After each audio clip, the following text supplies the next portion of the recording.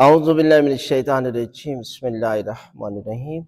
ماہ سفر کا آخری جمعہ، حضرت امام حسن مجتبیٰ علیہ السلام کی شہادت کا ایام بھی ہیں اور اس کے ساتھ ساتھ جو ہے وہ روز جمعہ بھی ہے۔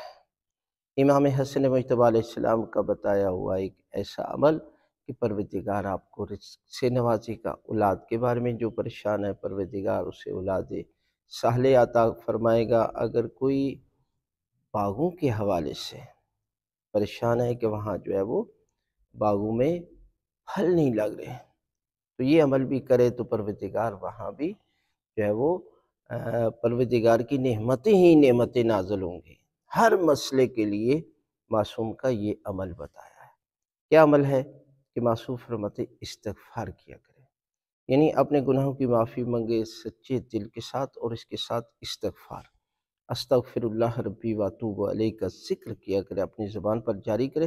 اور بالخصوص روز جمعہ آپ ایک تسبیح کی تلاوت کرتے ہیں استغفار کی، تو پروردگار جو ہے وہ گناہ معاف کر دیتا ہے۔